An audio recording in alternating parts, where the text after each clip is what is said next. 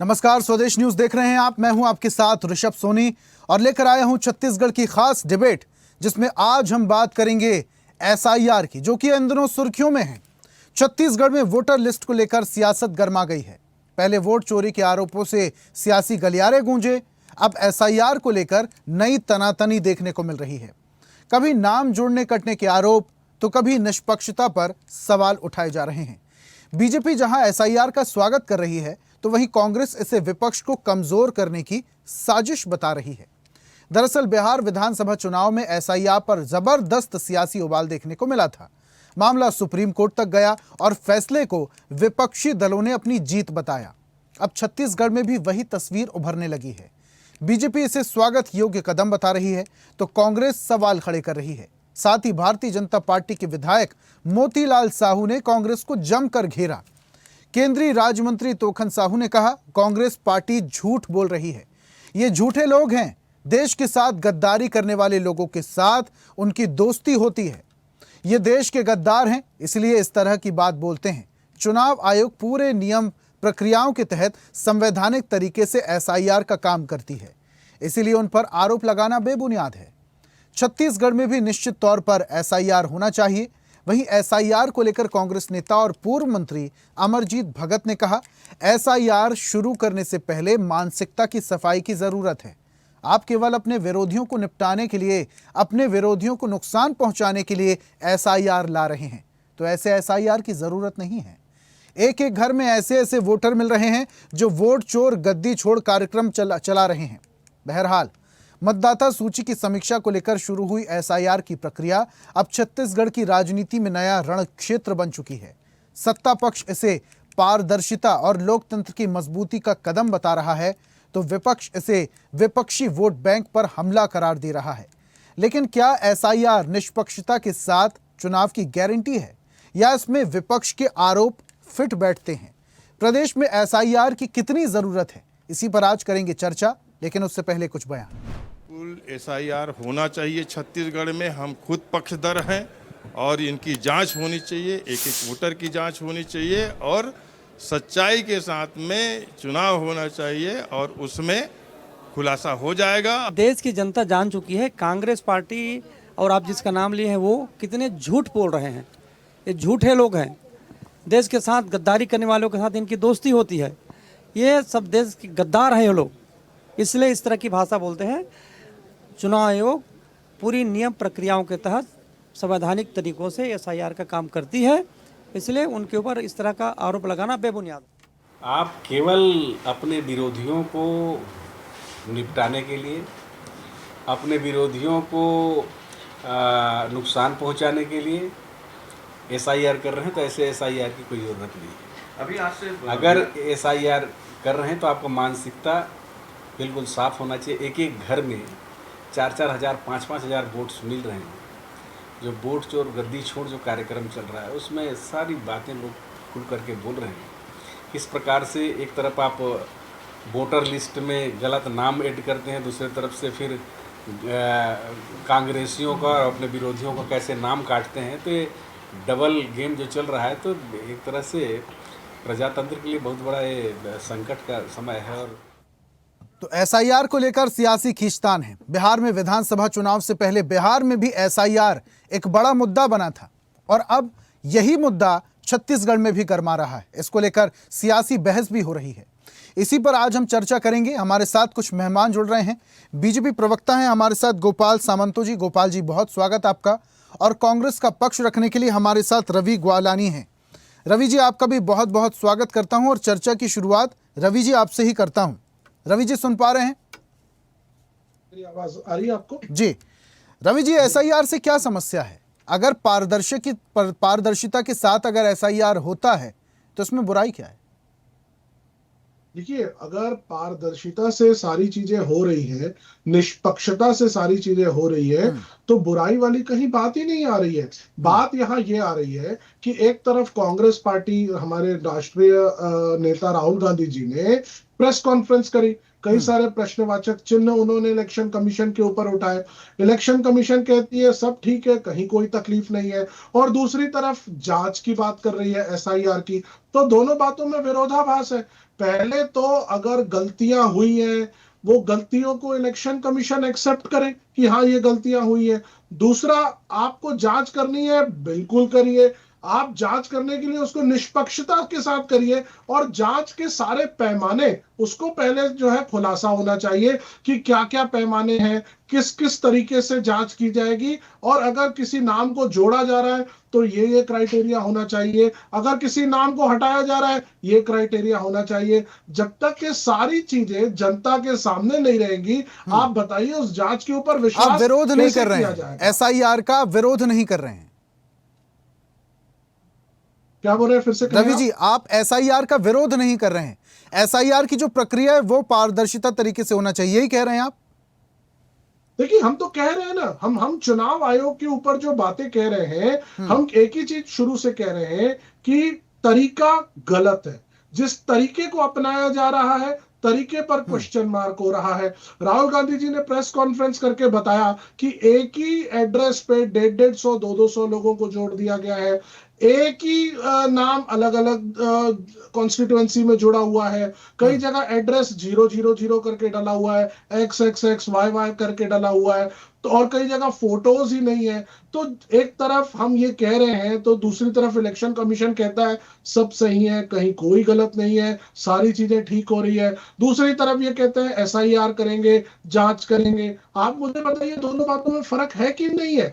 प्रक्रिया जब तक के सामने नहीं आएगी, अब सारी चीजें स्पष्टीकरण और खुल करके ट्रांसपेरेंटली सामने आनी चाहिए। अभी देखिए, लेटेस्ट हमारी जो प्रेस कॉन्फ्रेंस हुई, उसमें राहुल गांधी जी ने बताया कि किस तरह से वोटर को डिलीट कर दिया गया है, चुन चुन करके विपक्ष के खास करके वोटरों को डिलीट किया गया है। उन्होंने सारी बातें रखी, 6000 से ज्यादा वोटर एक पर्टिकुलर कॉन्स्टिट्यूएंसी की उन्होंने बात करी। तो ये पहले क्लियर होना चाहिए ना कि आखिर इलेक्शन कमीशन कर क्या रहा है। ठीक है रवि जी, जरा हमारे दर्शकों को ये बताइए कि राहुल गांधी इतने बड़े मुद्दे पर जनता का ध्यान आकर्षित करते हैं, जनता को जागरूक करने की कोशिश कर रहे हैं। कल हमने, आपने सबने उनकी प्रेजेंटेशन भी दी, 3 लोगों को वो मंच पे भी बुला लेते हैं। किस तरीके से वोटर्स को डिलीट किया गया है, उनके नाम को डिलीट किया गया है, ये बताते हुए कि पड़ोसी ने डिलीट किया, और पड़ोसी से जब पूछा जाता है तो ना डिलीट करने वाले को पता है और ना ही जिसका नाम डिलीट किया गया उसे पता है। लेकिन जरा ये बताइए, इतने बड़े मुद्दे को लेकर आप कोर्ट क्यों नहीं जाते? मुझे आप एक बात बताइए जी। इलेक्शन कमीशन एक संवैधानिक संस्था है, ठीक है। हम एक चीज की प्रेस कॉन्फ्रेंस करके तथ्य रख रहे हैं आपके सामने, मीडिया के सामने। मीडिया देश का चौथा स्तंभ है। हम सारी बातें मीडिया के सामने, जनता के सामने रख रहे हैं। इलेक्शन कमीशन इस पे ठीक से जवाब क्यों नहीं दे रहा है? पहले हम इलेक्शन कमीशन ने प्रेस कॉन्फ्रेंस की ना भाई साहब, जो इलेक्शन कमीशन ने प्रेस कॉन्फ्रेंस भी की और जो आरोप लगा रहे हैं, एक्सेसिबिलिटी की बात कर रहे थे। राहुल गांधी ये कह रहे थे कि वेबसाइट पर जाकर वोटर्स को डिलीट किया गया, वोटर्स के नाम को। इतना आसान थोड़ी है वेबसाइट पर जाकर एक्सेसिबिलिटी पाना। रवि जी देखिए, वेबसाइट पर जाकर आप मुझे बताइए, आज आर्टिफिशियल इंटेलिजेंस का जमाना है, हम एआई के युग में हैं, हर चीज डिजिटली संभव हो जाती है। जो चीजें हम निकाल करके आ रहे हैं, पहले तो उसके ऊपर इलेक्शन कमीशन को स्पष्टीकरण आराम से ढंग से देना चाहिए। जब तक के सारी चीजें कल जो प्रेस कॉन्फ्रेंस सामने नहीं संतुष्ट नहीं है आप मुझे बताइए। बिल्कुल भी संतुष्ट नहीं है, बिल्कुल भी नहीं है। आप मुझे बताइए, एक तरफ तो जब निर्वाचन आयोग पर भरोसा नहीं है तो आपको कोर्ट नहीं जाना चाहिए। राफेल की बात राहुल गांधी करते हैं, कोर्ट नहीं जाते हैं। पेगासस की बात करते हैं, राहुल गांधी कोर्ट नहीं जाते हैं। वोटर लिस्ट की बात करते हैं, राहुल गांधी कोर्ट नहीं जाते हैं। मुझे आप एक बात बताइए, आप कोर्ट जाने में इंसिस्ट क्यों कर रहे हैं? नहीं, मैं सिर्फ ये कह रहा हूं कि जब भरोसा नहीं है तो एक ही मार्ग बचता है आपके पास, कोर्ट जाने का। दूध का दूध, पानी का पानी। बिल्कुल आपने सही बात कही ऋषभ जी। हमारे पास जो लीगल ऑप्शंस है वो तो आज भी है, कल भी रहेंगे। अभी हम अगर कोई एक संस्था से प्रश्न कर रहे हैं, लोकतंत्र में क्या प्रश्न करना गलत है? अगर प्रश्न करके हम स्पष्टीकरण चाह रहे हैं, राहुल जी आपने प्रश्न किया तो क्या राहुल जी ने प्रश्न किया, राहुल जी ने प्रेजेंटेशन भी दिया और उनके प्रेजेंटेशन पर निर्वाचन आयोग ने प्रेस कॉन्फ्रेंस भी की। उस प्रेस कॉन्फ्रेंस पर आपको भरोसा नहीं है, जो वक्तव्य आया उस पर भरोसा नहीं। अब एक ही रास्ता बचता है ना भाई साहब। ठीक है, आता हूं आपके पास। गोपाल जी का मैं जरा रुक कर लेता हूं। गोपाल जी, पूरी बात आप रवि जी की सुन रहे थे। निर्वाचन आयोग पर भरोसा नहीं है, कई बार कांग्रेस के नेता मीडिया पर भी भरोसा नहीं दिखाते हैं, एक ही रास्ता बचता है कोर्ट। लेकिन आज हम एसआईआर की बात कर रहे हैं और एसआईआर पूरी तरीके से नकार नहीं रही है कांग्रेस पार्टी। एसआईआर हो लेकिन पारदर्शिता के साथ हो। ये जो छुटपुट आरोप लग जाते हैं कि वोटर्स के नाम डिलीट कर दिए गए हैं, वोटर लिस्ट में हेरफेर की गई है, पूरी पारदर्शिता के साथ एसआईआर हो। गोपाल जी देखिए, मुझे लगता है कांग्रेस कभी भी डेटा पर बात नहीं करती सारे मुद्दों पर। कांग्रेस को बस आरोप खड़ा करना है। और आप तो खुद ही सुन रहे थे अभी, रवि जी के भी मुंह से निकल गया, नहीं हम कोर्ट नहीं जाने वाले हैं। पहले बार उन्होंने बोला, तो कोर्ट नहीं जाना है तो कहां जाना है? पब्लिक में के बीच में कैओस फैलाना है, आपको भ्रम फैलाना है, ये राहुल गांधी का काम है। मैं आपको डेटा के समेत बताता हूं। 2014, देखिए, इंडी गठबंधन के 4 बड़े पार्टियों का डेटा बताता हूं मैं। इंडी गठबंधन के 4 गठबंधन जो है, कांग्रेस को पहले देखते हैं। 2014 में इनका वोट शेयर था, इनकी सरकार थी ना 2004 से 2014 तक। ये तो नहीं नकार सकते कि इनकी सरकार नहीं थी। 2004 से 2014 तक 10 साल के सरकार के बाद इनका वोट शेयर था 19.31% और 2024 में वो है 21.19%। बढ़ाई है, कम नहीं हुआ है। डीएमके का बताता हूं, 2014 में डीएमके का वोट परसेंट था 18.80% और 2024 में वो बढ़कर हुआ है 46.97%, मोर देन डबल। फिर भी वो बोल रहे हैं वोट चोरी हो रहा है। टीएमसी का 2014 में टीएमसी का वोट शेयर था 39.8% और 2024 में वो बढ़कर हो चुका है 45.76%। उसके बाद वो भी बोल रहा है वोट चोरी हो रहा है। आरजेडी का देखिए, आरजेडी का परसेंटेज। ठीक है गोपाल जी, देखिए वोट चोरी की बात हम बाद में करेंगे गोपाल जी, लेकिन हम एसआईआर की बात कर लेते हैं। छत्तीसगढ़ में भी एसआईआर होना चाहिए, लेकिन पूरी पारदर्शिता के साथ होना चाहिए ना। अब तो आपकी डबल इंजन की सरकार है, जिम्मेदारी बड़ी है आपकी। ऋषभ जी, मैं वही बोल रहा हूं। आप उस भ्रम को फैला रहे हैं जिस भ्रम का कोई नाता ही नहीं है दूर दूर तक के पब्लिक के साथ। 2007 में एसआईआर हुआ दिल्ली विधानसभा में। आपने 2007 में ऐसी कोई घटना सुनी कि भारतीय जनता पार्टी या कोई दूसरा पार्टी जाकर अपनी खींच उतारने के लिए सिर्फ ये बात करते रहे कि वोट चोर? मतलब कहां पहुंचा रही है लोकतंत्र को?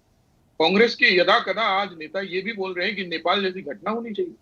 ये इनकी मानसिकता है। सड़क पर लड़ाई किस चीज की लड़ रहे? बिना तथ्यों के, बिना जानकारी के, बिना सही बात को सामने रखे, केवल इनके मन में आया तो। मैं आपको बताता हूं, रायपुर में जब विजय शर्मा जी ने लिया ना press conference Bharatiya Janata party की तरफ से, तब ये सामने क्यों नहीं आते? जब मोहम्मद अकबर के मोहल्ले के मोहम्मद अकबर के साथियों का वोटर आईडी में पहली बार 75 की उम्र में वोटर लिस्ट में नाम जुड़वाने की बात करते, वो भी कवर्धा जाकर, और रायपुर में भी वो वोट डालते, तब तो ये खामोश हो जाते हैं।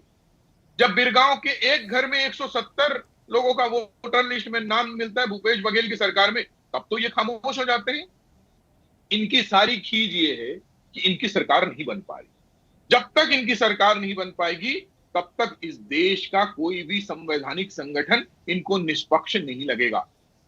और आपने एकदम सही बात, आपको अगर किसी भी चीज पर देश का एक नियम बना है, देश का एक संविधान है, संविधान के हिसाब से राहुल गांधी के पास भी जो अधिकार है, मेरे पास भी वही है, ग्वालानी जी के पास भी वही है और ऋषभ जी के पास भी वही है। और उस संवैधानिक अधिकार के तहत अगर हमें कोई सवाल पूछना है तो हमें एफिडेविट देना पड़ेगा, हमें कोर्ट में जाना पड़ेगा, है ना। और मैं ये जानना चाहता हूं, क्या गांधी परिवार के लिए एक अलग ही नियम बनेगा? क्या गांधी परिवार के लिए सब कुछ अलग बनेगा? आप सारे जगह पे परेशानी किस चीज? इनके खुद के पावर चले गए, इनके घरेलू जो किचन कैबिनेट था, एफिडेविट क्यों नहीं दे रहे हैं राहुल गांधी जी देश का? गोपाल जी क्या लगता है? गोपाल जी आपसे समझना चाह रहा हूं मैं, एफिडेविट क्यों नहीं दे रहे हैं राहुल गांधी? मैंने आपको उसीलिए तथ्यों पर बात की। तथ्यों पर जब वो जाएंगे, तथ्यों पर आधारित पर जब जाएंगे तो कोर्ट में केस हारना ही है। और एक बार नहीं हारे, सुप्रीम कोर्ट ने उनको 2-2, 3-3 बार फटकार लगाया है, देश के सामने माफी मांगने को कहा है। अब वो व्यक्ति किस मुंह से सुप्रीम कोर्ट जाएगा?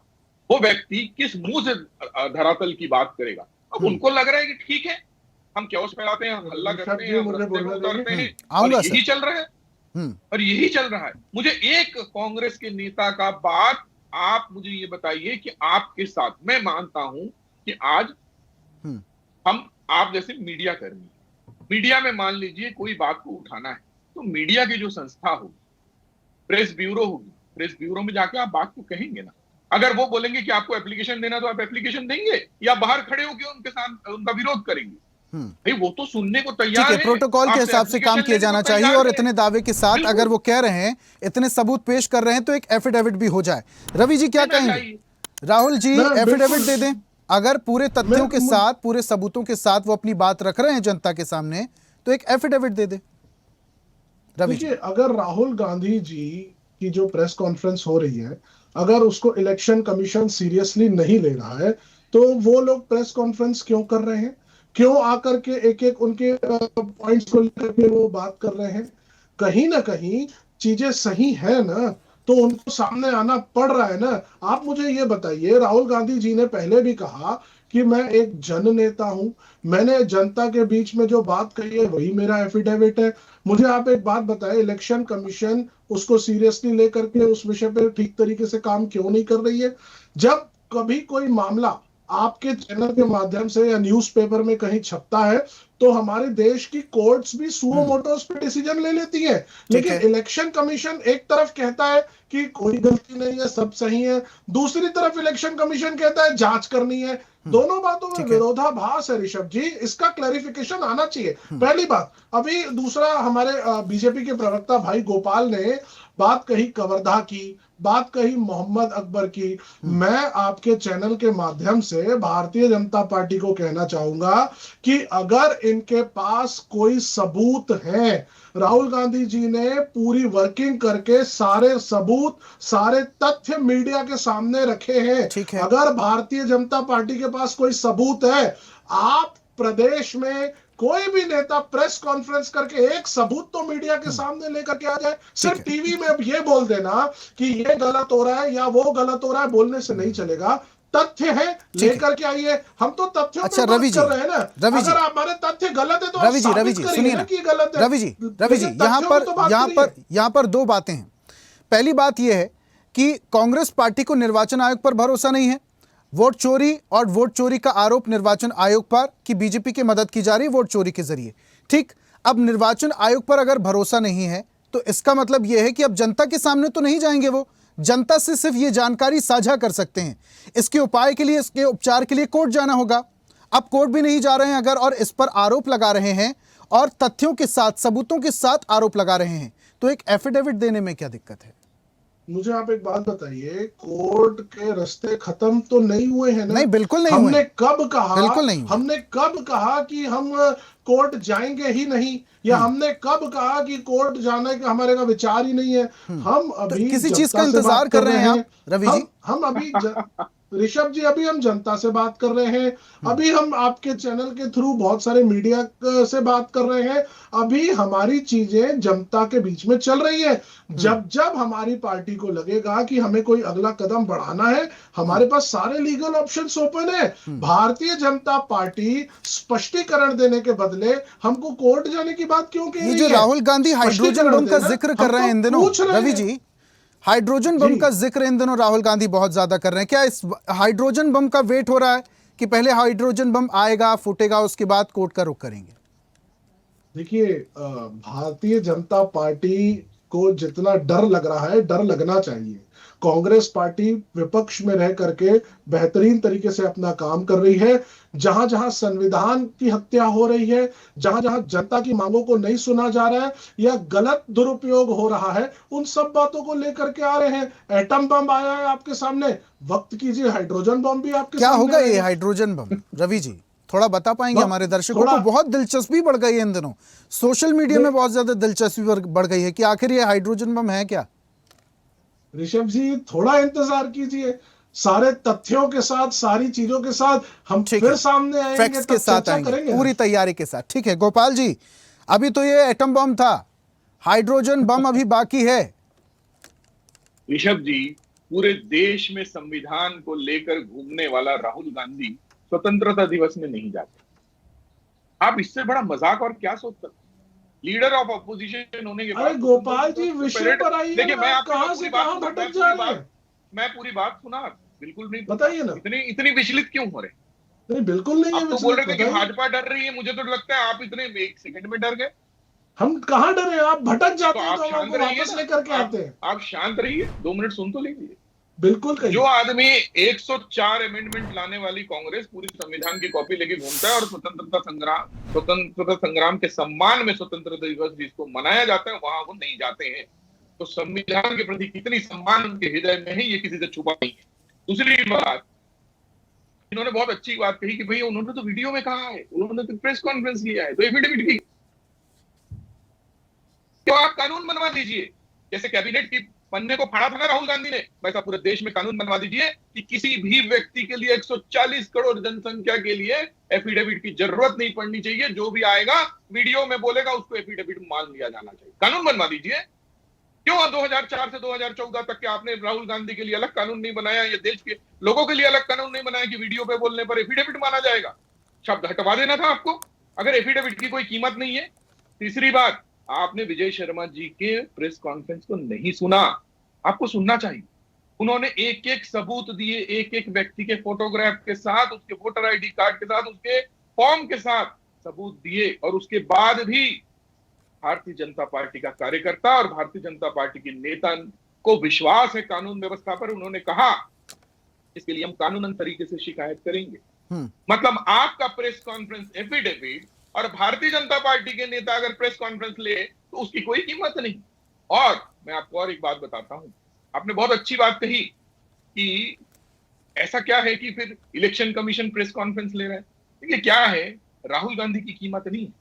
राहुल गांधी जिस पद पर है उस पद की कीमत है, उस पद की गरिमा है। ये इलेक्शन कमीशन समझता है, राहुल गांधी नहीं समझता। दुविधा यही है कि राहुल गांधी को उस पद की गरिमा समझ में नहीं आता है, लेकिन इलेक्शन कमीशन को समझ में आता है।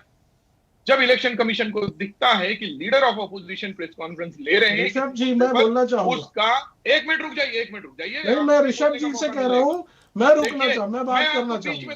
ठीक है, जल्दी अपनी बात खत्म कीजिए गोपाल जी। गोपाल जी जल्दी बात खत्म कीजिए अपनी। मेरा कैमरा नहीं दिख रहा है इसलिए मुझे बोलना पड़ रहा है। गोपाल जी जल्दी अपनी बात खत्म कीजिए। मैं जल्दी ही बोल रहा हूं, उनको जितना समय मिला उतने ही समय में बोल रहा हूं। तो जब leader of opposition press conference लेते हैं तो प्रेस कॉन्फ्रेंस के खिलाफ या प्रेस कॉन्फ्रेंस के तथ्यों को लेकर इलेक्शन कमीशन भी प्रेस कॉन्फ्रेंस कर रहे हैं। इसमें आपको डरने की क्या जरूरत? आप इलेक्शन कमीशन से लड़ रहे हैं या भारतीय जनता पार्टी से लड़ रहे हैं या सुप्रीम कोर्ट से लड़ रहे हैं या देश की कौन सी संविधान और लेकिन सवाल वहां खड़े हो जाते हैं गोपाल जी, जब सवाल निर्वाचन आयोग से किया जाता है और उसका जवाब बीजेपी पार्टी और बीजेपी पार्टी के प्रवक्ता और नेता देने लगते हैं, वहां पर समस्याएं खड़ी हो जाती है और वहां पर विपक्ष हल्ला करने लगता है। ठीक है, अब समय मेरे पास कम है। गोपाल जी लास्ट कमेंट में रवि जी से लूंगा। Last comment Ravi ji 20 second.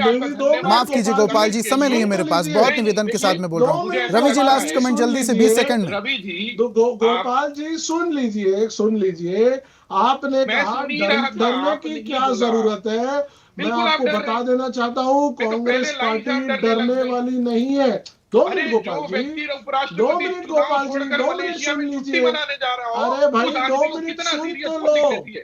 अरे भाई चलिए ठीक है, एसआईआर की मांग हो रही है लेकिन विपक्ष इसको लेकर सवाल खड़े कर रहा है, बीजेपी इसके पक्ष में है।